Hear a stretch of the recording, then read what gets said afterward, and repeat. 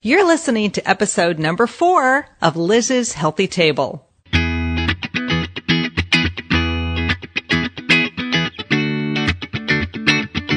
Looking for a healthy new way to feed your family without the hassle and hype? Welcome to Liz's Healthy Table, where your host, registered dietitian nutritionist Liz Weiss, serves up fresh and flavorful recipes with a tasty side of science, good nutrition, and fun. Are you and your family ready for some wholesome food that tastes great too? Don't change that dial. Your food adventure starts here. Welcome to the show, everybody. I am so excited for today's show because this is a topic that you guys have wanted me to talk about. And the topic today is on going meatless more often. And I'm going to get a little help with this topic today. You know, I go meatless a lot around my household, but not every single day. So I'm going to have an expert on today. Her name is Sharon Palmer. She's a registered dietitian, a cookbook author. She's a mom of 2 boys, so we have that in common. She wrote a book called The Plant-Powered Diet and another book called PlantPowered For Life, which I am sitting here. It's in my hot little hands. It's PlantPowered For Life. Eat your way to lasting health with 52 simple steps and 125 delicious recipes. And we're giving the book away on the blog, so head on over to Liz's Healthy Table and be sure to enter the giveaway. Sharon also blogs about plant-powered eating on her blog, sharonpalmer.com. That's her website. In my show notes and on my blog, I'm going to have all the resources from today's show, so you do not have to take notes, okay? So head on over to Liz's Healthy Table. And also, I always want to remind you guys at the top of the show that I have a closed Facebook group. It is Liz's Podcast Posse. And on the Posse, we get to talk about things that nobody else gets to talk to me about. So if you have questions about an upcoming show, if you have feedback, that's the place where you can post it. So head on over, and in the sidebar of my blog, I have a little link to the closed Facebook group. So you guys can head on over there and join the posse. You just have to hit join, and I will accept you with open arms. I promise. So anyway, I've already made 2 recipes from PlantPowered For Life. And one of those recipes is a tofu Cobb salad. So Sharon and I will talk about that recipe today. And then I made another recipe. I don't know if I told Sharon this yet. It's red lentil soup with vegetables and sage. And I have to say, when I made this soup, it must have been the sage. The aroma of this soup, it reminded me of, I'm going back now, people, like many, many years, but it reminded me of the year I lived in Portland, Oregon. This is 1982. I was doing my dietetic internship at the Oregon Health Sciences University. I had just graduated the University of Rhode Island, and I used to go to this health food store. This is like way back in the day. And the health food store, every time I would walk in, had this really great aroma. It was all the herbs and spices. And this soup that I made from Sharon's book just reminded me of that, kind of the health food store of my youth. And then I moved to Boston and used to shop at a place called Bread and Circus. This was the very first store in a chain that we had here in Boston, a health food store, which later got bought out by Whole Foods. So this was like one of the original Whole Foods markets. And that also had that great aroma. So when you cook at home, when you're going to a more plant-based diet, you're going to be using lots more herbs and spices, and you're going to walk in your house and say, oh my gosh, it smells great in here. And your kids will say the same thing. I promise. Anyway, so going meatless, you might decide to go meatless on Mondays, Meatless Monday. You might decide you want to go meatless every day. You might be debating, how the heck am I going to go meatless? Because maybe one of your kids doesn't want to go meatless, or your spouse doesn't want to go meatless, or your partner. And so how do you do it? How do you find that balance? And that was really one of the big things that people asked me when I was preparing for this show. But before I welcome Sharon to the show, I have to thank my sponsors, because without my sponsors, I would not be able to bring this podcast to all of you guys. So let's begin by thanking Zespri Kiwi Fruit. They are the global leader in premium quality kiwi fruit. Zespri's Sun Gold kiwi fruit is a special type of kiwi fruit. You might not have seen it, but I want you to look for it at the market. It has like a tropical sweet taste and a smooth, hairless skin. The flesh is juicy. It's yellow. It's not green. Sun Golds are yellow. It's a healthy snack that you can eat on the go. You can just cut it, scoop with a spoon, and enjoy that way. So delicious. So Sun Golds are available in grocery stores across the U.S. Be on the lookout and check them out at zesprikiwi.com. I'd also like to thank Bush's Beans. They are the makers of so many types of beans, black beans, pinto beans, great northern beans. So many possibilities with beans, so convenient. I have been on a black bean jag for quite some time. If you head on over to my blog and you start looking through the recipes, you will see plenty of bean-based recipes. So thank you, Bush's Beans. You could check them out at bushbeans.com. And then, of course, I always like to thank my friends over at Super Healthy Kids. They're huge supporters of the podcast. They have a blog filled with a lot of family recipes. They're all healthy, delicious. They have dietitians that work for them. So superhealthykids.com for recipes and their meal plan subscription service. So check them out. All right. She's been waiting so patiently. And now I would love to welcome Sharon Palmer to Liz's Healthy Table. Thanks for joining, Sharon. Hi, thanks for having me, Liz. I'm glad I finally have booked you for the show. We've been talking for a while about having you on. I've had your books. Sharon and I are good friends. And so thank you for coming on the show. It's my pleasure. I'm happy to be here. So let's just kick things off by talking about plant-based eating, because we hear about vegetarian diets. We hear about vegan diets. We hear about plant-powered omnivores. I think that's probably what I am, a plant-powered omnivore. But what's the difference between vegan, vegetarian, and this plant-powered omnivore that you talk about in the book? Yeah, I kind of see it as a spectrum of plant-based eating, where you have a vegan diet is absolutely 100% plant-based. So that would be no animal foods, no dairy products or eggs or any kind of animal flesh. And then vegetarians are usually lacto-ovo, where they exclude animal flesh, but they'll eat dairy and eggs. And then we even have pescatarians, which is a growing movement. It's like a vegetarian, but they eat fish or seafood. And then this plant-powered omnivore, some people call it flexitarian or a semi-vegetarian diet.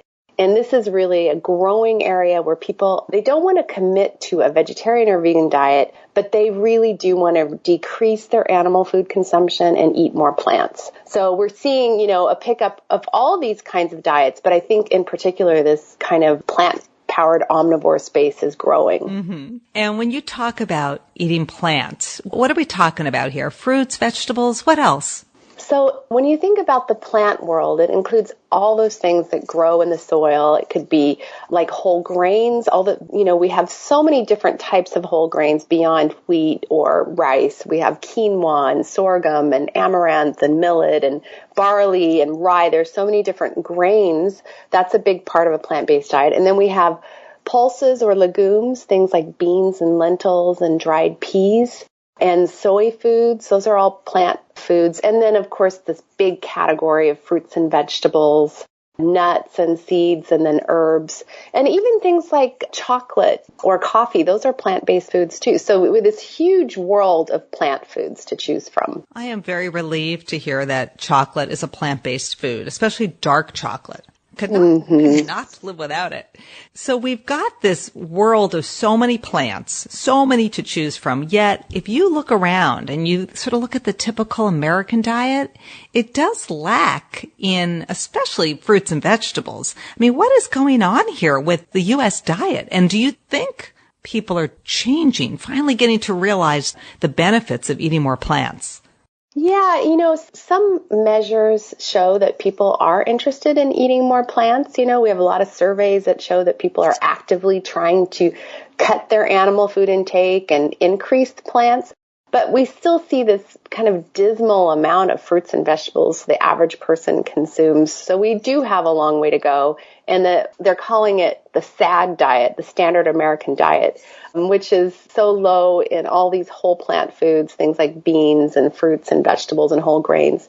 So we do have a long way to go, even though I do think that there is a new recognition for the health benefits of eating more plants. So what are the health benefits if you eat more of a plant-based diet? But what's the benefit people are going to experience when they make that switch over?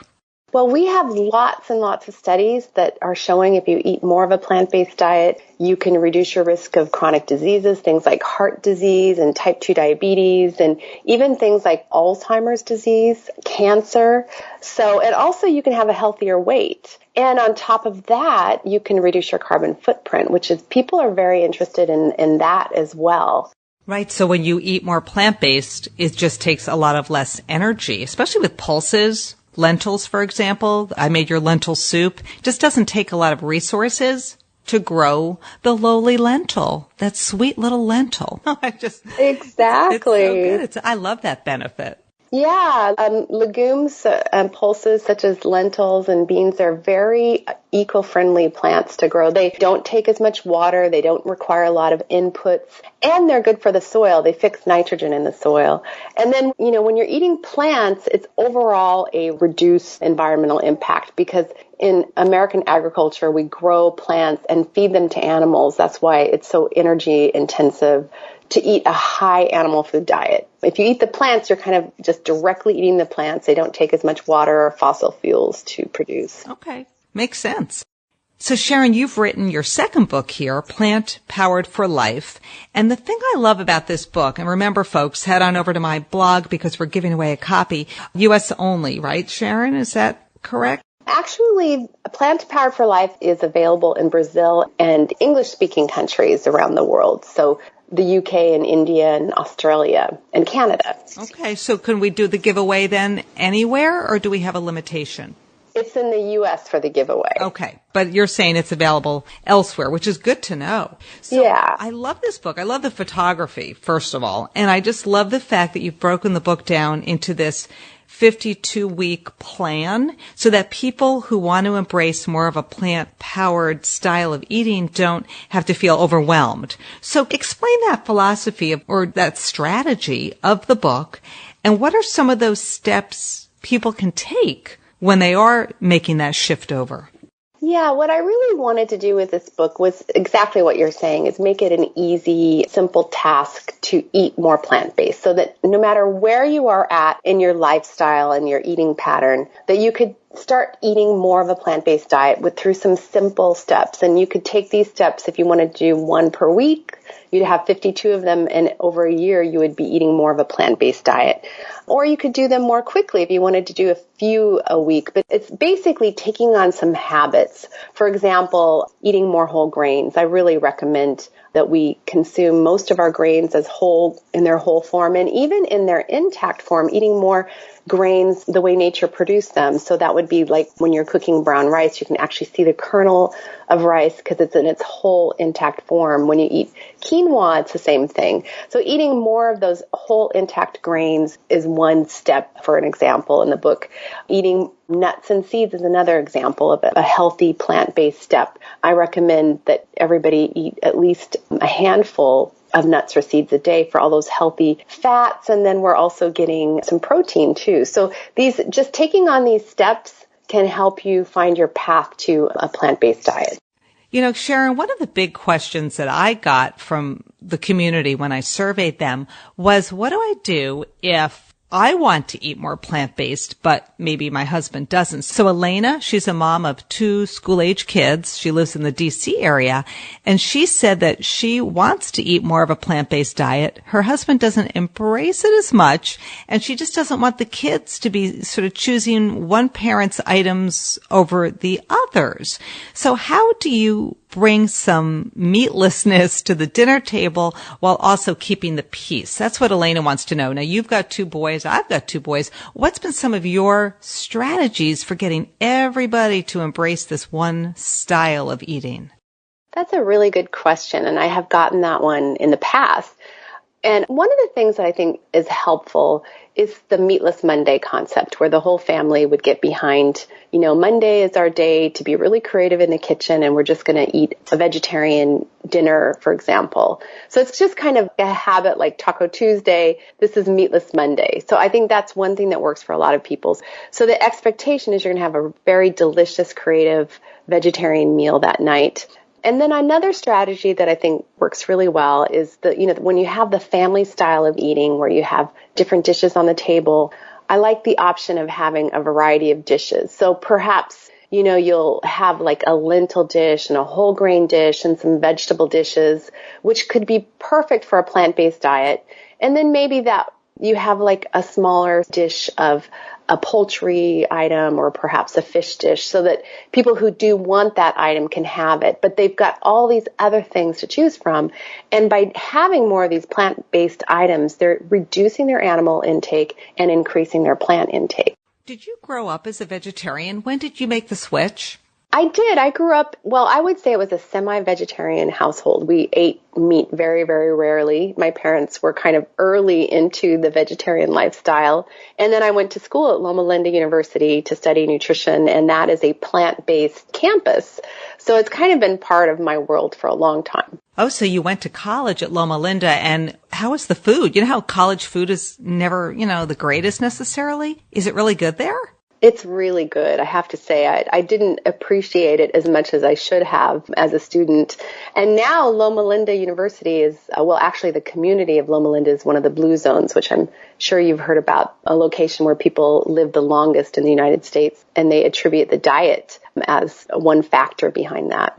So Loma Linda's a blue zone, and there's other places, just for our listeners who might not have heard of this concept of the blue zones. These are places around the world where people have longer lifespans. They tend to eat more plant-based, don't they? Is that kind of one of the common threads between the blue zones? It is.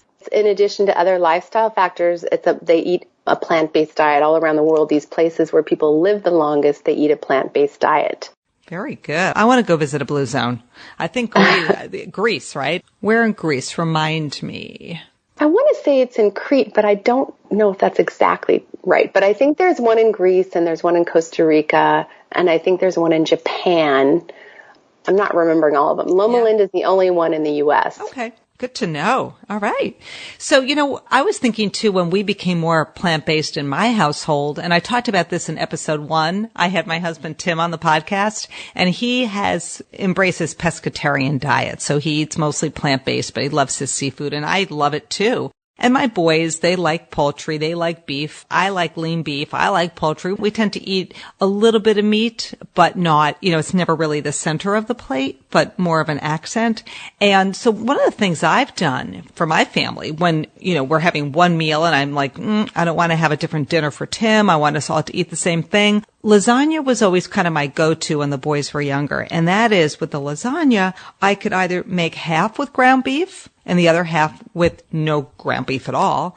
Or I would do a lot of sauteed mushrooms, because the mushrooms, when you chop them up, have a very similar kind of texture to ground beef. And it gives you it's this sort of umami flavor. It's that other sort of taste sensation that we often hear about with things like mushrooms and Parmesan cheese and tomatoes and beef. So I would make lasagna quite often, and that always seemed to be a big hit. And then I'd always say either, Tim, you eat off that side, kids, you eat off that side. But that was a great strategy for our family. But I liked your strategy of just sort of setting out this serve yourself kind of food bar with so many elements, and then people can kind of pick and choose. Yeah, I love your idea too. In fact, that is one thing we do a lot in our household too, is like, for example, if I'm making a stir fry or something, I kind of separate the recipe and I make a vegetarian version. And then if my husband wants to make a shrimp version, it's so easy because the whole recipe starts out the same, and then you can just separate out at the very end. So that's another really good strategy, I think. And another thing that I like to do, or I like to suggest, is that people start out this plant-based eating style by using meat as a seasoning. So in many cultures around the world, they don't just eat a large hunk of animal meat or flesh. They just use a small serving for the whole family, and they'll chop it up, and maybe it'll be in a stew or a stir fry or a noodle dish. And that's another way that you can really start moving towards a plant-based diet, is drastically cutting the amount by using it more as a seasoning.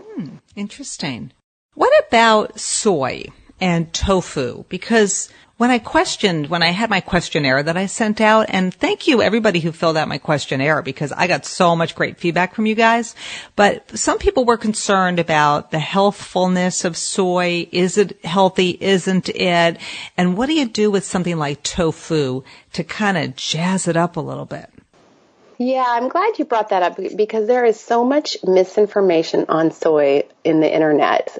It's just everywhere, and I'm constantly clearing up confusions. There is no evidence that soy is dangerous for people. In fact, research shows that it does not cause breast cancer. In fact, it can reduce your risk of breast cancer. It's not associated with feminization in men or reproductive issues. In fact, the American Cancer Society and the American Institute for Cancer Research both say that soy is safe. It does not cause cancer. So we have to just get past all this misinformation on soy. It's a healthful food that people have been consuming for thousands of years.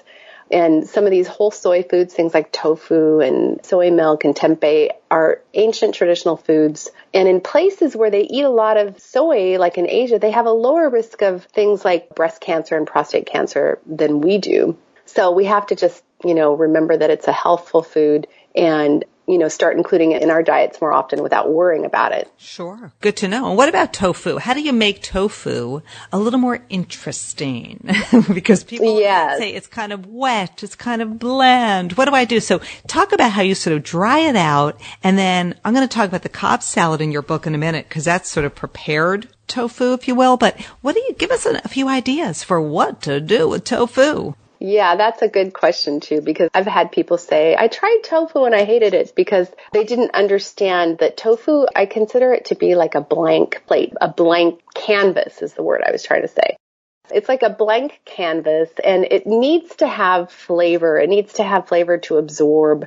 It's very mild on its own and could be bland. So you need to have it in a flavorful sauce or a recipe that has a lot of other elements that gives it some flavor. But my favorite type of tofu is the extra firm tofu. The tofu comes in various types. So if you're using it as a meat replacement in entrees, the extra firm is really good because you can just chop it up and use it in place of chopped chicken or beef or seafood in recipes. I like to press it first because tofu is basically coagulated soybeans. So it comes in a liquid. And if you really want it to take on a nice texture and flavor, I like to press the liquid out of it.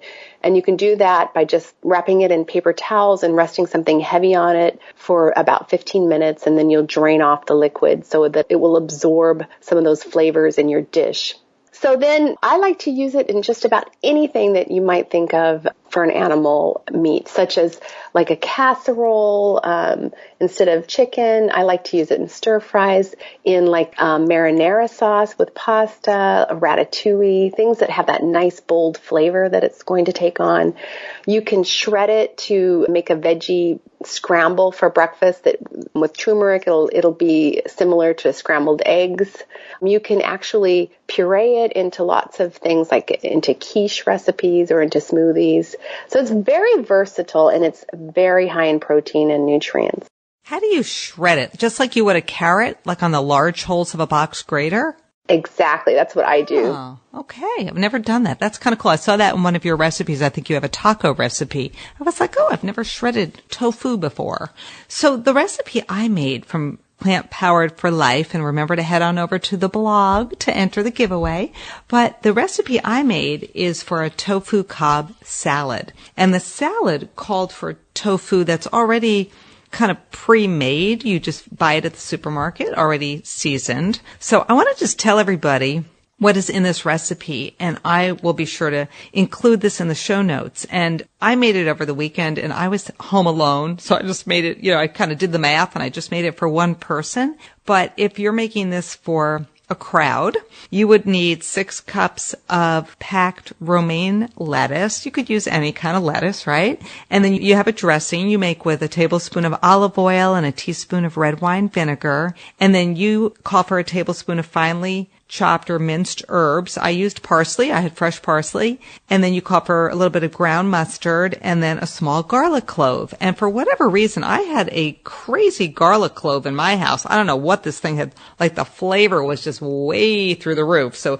mine came out a little too garlicky, but it was this kind of rogue garlic clove that I had in my refrigerator. So I had to get rid of it. But anyway, added just a little garlic and then just some pepper. A little bit of salt, and it also calls for a cup of black beans, and I always drain and rinse them. It washes away sodium, and I know you do the same. And then you call for 8 ounces of baked tofu. And you say you should cube it. And just went over to Trader Joe's and I found kind of a teriyaki baked tofu. So I used that. You call for 2 small tomatoes. You have avocado in here, my favorite food in the world. And then some lemon juice that you just squeeze over the avocado. And then walnut pieces. And finally chopped fresh chives on top. And so you just create this Cobb salad. And it's just so pretty because you make the dressing and you toss it with the lettuce. You lay that on your platter. And then you just, in any way you want to display it, but I like how you had kind of a section of tomatoes and a section of avocado, and then you had your black beans and your tofu, and it was just really refreshing and delicious. I happen to love walnuts, so anything with walnuts. It's a really nice balance with the beans and the avocados and the tofu. And I like the convenience of that tofu because there's no prep at all. Do you find that you tend to use that quite often, Sharon, like those sort of the prepared tofus? I really love baked tofu, and I think it's a staple in my house. You can make baked tofu. I have a recipe for it on my blog. And you can make baked tofu yourself. It's very simple. You can just marinate tofu in kind of a savory marinade. You can make your own marinade with soy sauce and garlic and ginger or other ingredients that you'd like to use. And then you just bake it for about 25 minutes in the oven, and it'll just really take on this nice flavor. And then you can just keep that and add that to things like salads. It's really delicious, just sliced into a sandwich. So it's kind of a staple, and it's just an easy little convenience thing you can keep around. For this particular recipe, you could use the baked tofu that you can find in just about every supermarket, or you can make it yourself if you have a little bit of time. But I like this idea of taking familiar dishes and making them plant-based. So you were talking about your lasagna. That's one of my favorite things to make at home, is just taking a classic lasagna and just skipping out on the meat and just making it a vegetable-based dish. So this was a take on a classic Cobb salad that you might get at a restaurant, but I swapped out the things like turkey and bacon and eggs for the baked tofu and the black beans and the walnuts. So it's just kind of showing how you can take these familiar dishes and just make them into plant-based ones. Superb. Sharon, what about nutrition or nutrient shortfalls? And I guess if you give up cheese, then are you losing out on calcium? Or if you give up seafood, are you losing out on omega-3s? So how do you fill in those gaps? And what are the gaps? Yes, if you're eating a completely plant-based diet, you do have to make sure that you're eating a nutritionally balanced diet, and you need to focus on a few gaps. Like, for example, vitamin B12 is very important, and it's found in animal foods. So that's one thing that you have to supplement through an oral multivitamin, an oral supplement of B12. You can find it in fortified foods, but I really feel like it's a little bit iffy if you're going to get enough just by a fortified food here and there. I really recommend that people take a B12 supplement. And then there are other things like calcium. You can get calcium from plant-based foods, things like cruciferous green leafy vegetables, almonds. But I also recommend that you use fortified plant-based milks because they usually have about the same amount of calcium as dairy milk. So that's one way to get some calcium into your diet as well. And then vitamin D is something that I tell people to be concerned about. And of course, all of us, no matter what our diet is, we're not getting enough vitamin D on average. So again, vitamin D we can get through our plant-based milks if they're fortified, and from the sun. That's where we all used to get our vitamin D. So I recommend having some sun exposure, moderate sun exposure during the week. And if you're still not getting enough, you could consider a supplement as well. What about omega-3? So omega-3s, the long-chain omega-3s, the type that are found in seafood, are really not found in any plant foods. We have the short-chain omega-3s that are found in plant foods like soy and walnuts and chia seeds and hemp seeds are very good sources. But those can be converted into these long-chain omega-3s at very low levels. So what I recommend for plant-based eaters is to eat a lot of the short-chain omega-3s, things like walnuts and the hemp seeds and the soy foods. And usually people on a plant-based diet are doing pretty well with those types of omega-3s. And then I also think it might be worth considering taking an algae supplement. some algae are rich in EPA and DHA, and that's where scientists think that fish first get their omegas to begin with, is by eating the algae and the food chain in the sea. So taking an algae supplement that's rich in EPA and DHA is something that I think you might want to consider too. Good advice. Thank you. I want to get back to this other recipe I made from your book for red lentil soup with root vegetables and sage. And this is the recipe that just smelled so great. And I made it the other day, and then Simon, who's off at boarding school, he's actually graduating, but he was home with his girlfriend for a day and a night. And so I served this for dinner, which was great. And they loved it. So we had none left. Thank you very much. And I really love this recipe just for its aroma and its flavor. And so I'm going to just tell everybody a little bit about this recipe, which calls for 6 cups of water and 1 can of diced tomatoes. Now, I opened my diced tomatoes and I realized that this was diced tomatoes with jalapeno peppers or something like that. It was so hot and spicy. And I am not a hot and spicy girl, so I decided to freeze it for a later use when I may be doing some Mexican-inspired dish. And I cheated, Sharon, and I used 1.5 cups of marinara sauce because I had a really great pasta sauce in the fridge. So just so you know, it worked beautifully with the marinara sauce. This is what I love about recipes, people. You can be flexible, and they're still going to work. Let's see, you call for a small onion diced, and then half a medium bell pepper, also diced, and then 1 cup of celery chopped. And my advice, when Sharon says chopped, it doesn't mean diced, it means chop it up into tiny pieces because you want it to cook quickly.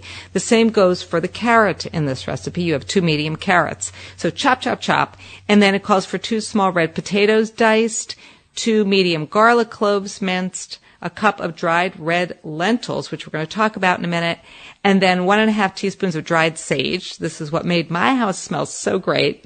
And you call for some low-sodium herbal seasoning blend. You call for smoked paprika. I did not have smoked paprika. I just used regular paprika. And what am I missing here? I think that was it. Let's see. I thought I left something out. No, I think I got... Oh, no, I know. You used a vegetable broth base, a teaspoon of this. Now, true confession, my intern Maddie was over when I was making this, and I said, oh, Maddie, I know I've got like those little all-natural vegetable bouillon cubes in my pantry. Oh my gosh, my pantry was such a mess. I could not find them. So I had a little bit of chicken bouillon, so I added it, and I blew the whole recipe, but everybody forgave me.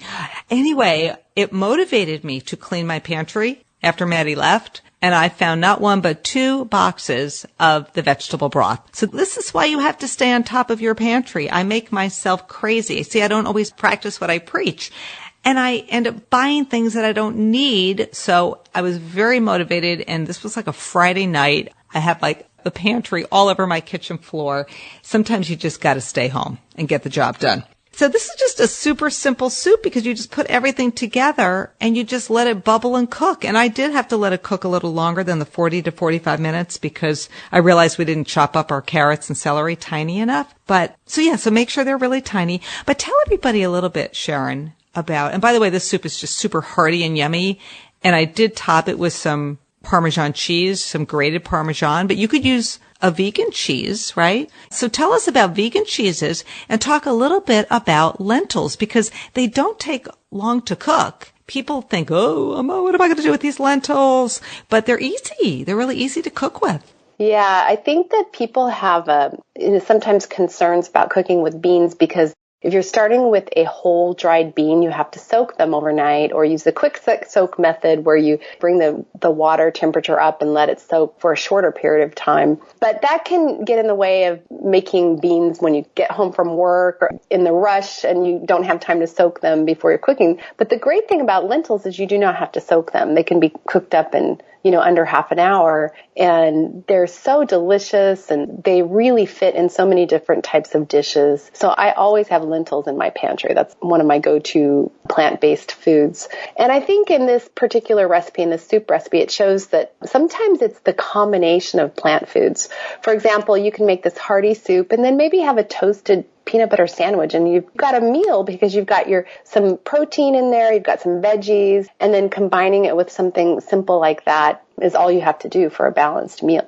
And what about the cheeses, the vegan cheeses? Yes, if you're interested in exploring some of these plant-based dairy options, there are so many out there. It's really growing as well. We even have aged vegan cheeses out there right now, because if you really think about it, cheeses are made with dairy milk. And now we have all these plant milks that you can easily make cheeses with. So now we have a lot of types in the supermarket. For example, you're seeing a lot of these shreds and the slices in almost any supermarket. And a lot of times they're made with different ingredients, vegetable ingredients, but they have a nice texture, and I just use them right across the board in place of cheese, whether it's a casserole or a sandwich, pizza, anything like that. It's always in my refrigerator. And then we have things like the vegan Parmesan, and also even like aged slicing cheeses that you might have with a cheese platter. And you can even make your own vegan cheese quite easily with cashews. I have a very easy recipe in my book, PlantPowered For Life. And all you have to do is soak cashews and blend them and then drain out some of the liquid and season them. And you can make a soft cashew cheese, which is quite popular. Well, I'm going to have to try that. Yeah, cashews have really become popular. I think with vegan diets have become popular because they're really versatile. People do cashew milks. They do cashew ice cream type recipes. Super, super versatile. What else do you do with cashews? I think that you're right about the cashews, and there's something about the texture of cashews compared to other nuts that really creates this velvety texture when you blend it. So I think that's why we're seeing a lot of the plant-based recipes using cashews. I like to use them in salads and veggie burgers, in nut loaves as well. But I've also seen people use almonds in plant-based cheeses too. So there's a lot of innovation and creativity going on. And I think nuts and seeds are one particular area that I'm seeing a lot of interest. Good, good. Hey, do you have any advice? Because this is another question I got from a listener. And that is, what do you do with all the produce that comes at once? Because I know you're a big gardener, right? So if you have a sort of a bumper crop of cucumbers, tomatoes, zucchini, I mean, I'm sure your neighbors love you, but what do you do with all of them? I know, and they do all come at once, I will do a lot of recipes during the week. I have kind of a Mediterranean climate living in Southern California. So the things that I have coming all at once are tomatoes, zucchini, and eggplant. So I make ratatouille just about every single week. But I think it's also fun to make tomato sauces, to use up all those tomatoes, and I freeze them because I'm not a big canner so that I can enjoy them in the wintertime. Also, you can do preservations like pickles and that kind of thing. But during the summer, we just eat so many plants. We will have sliced tomatoes in everything, in our breakfast sandwiches and in salads and soups. I don't use canned tomatoes in the summer because I'm only using my fresh. So it's just really fun to just put them in everything. And what about stir fries? Because somebody also said, do you have any secrets to stir fries? Well, I love stir fries. I probably make one at least once a week. It's kind of that easy go-to plant-based dish. And you can use all of your seasonal vegetables, whatever you have in the refrigerator, or even your frozen vegetables you can throw in there. I like the Asian style stir fries where I like to use a soy sauce, garlic and ginger, some sesame seeds, and even a little flavorful oil such as sesame oil or peanut oil. Adds a little flavor. And then I also like that little combination of a little sweetness in there, whether it's agave or honey or another sweetener, and a little of that sour, like a little bit of rice vinegar or lemon juice, that kind of acid in there to kind of create a balance too. And then I think, you can do other types of stir fries, like, for example, an Indian style stir fry with those curry flavors, or a Thai stir fry with more of that peanut spicy flavors profile. So there are different kinds of flavor profiles you can try. Do you have a favorite recipe in Plant Powered for Life?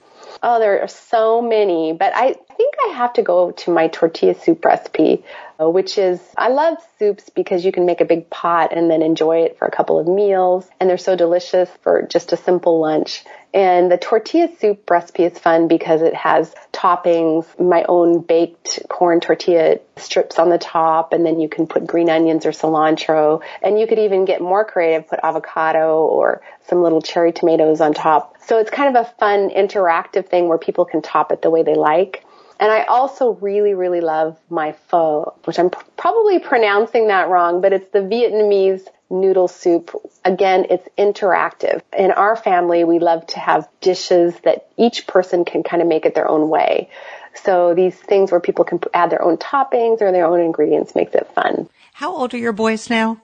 Well, I have 2 college-aged boys. I think they're very close in age to yours. One is almost 19 and the other is 20. So I have 18 and 22. And I always say to people, if your kids are picky, don't worry about it because they're going to outgrow it. When they become teenagers, they will eat you out of house and home. So don't worry about it. And my boys eat anything and everything. And have your boys been pretty good about the whole, vegetarian style of eating, vegan style of eating? Yes. It's so true what you said, because I had one son who was a real foodie who loved food, my youngest, and he just thoroughly still loves it, and he would eat anything. But my oldest was very picky, and as a dietitian, it just breaks your heart when you have to get them to eat vegetables and healthy food, and it's just a constant trial. And now he just eats everything, and he loves to eat a healthy diet, and he's almost vegan, but of course this is completely his choice. Both my whole family, that's their choice of how they want to eat in terms of their plant-based lifestyle. So it's been interesting to see that arc, as they go from a picky eater to start embracing other things and then really getting into more of a healthy lifestyle. What about cookbooks? And I like to ask all of my guests this question, and that is, if you could grab another vegetarian or vegan cookbook to put on your bookshelf, what would it be?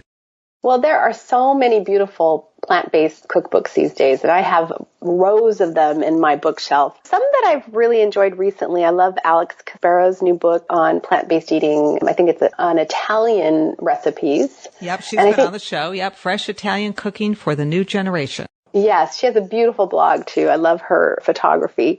And then I also really love all of Deborah Madison's books she has just this beautiful way with preparing vegetables. That's one of my favorites. And then I love this one book by Rich Landau called Veg, and he has this amazing vegan restaurant in Philadelphia, and he's written a beautiful book. Those are just a few of my favorites, but there are so many out there. Yeah, and that Veg is VEDGE, for those of you who want to look it up, not VEG. VEDGE, Veg. And then what about chefs? Do you have a chef that you sort of turn to, a cookbook author, a chef that just kind of blows you away? Who do you love? Well, we have all of these amazing chefs in Los Angeles where I live. It's kind of considered the vegan capital of the United States right now. And for example, Tal Ronnen is the chef at Crossroads, which is in Hollywood, and it's very popular.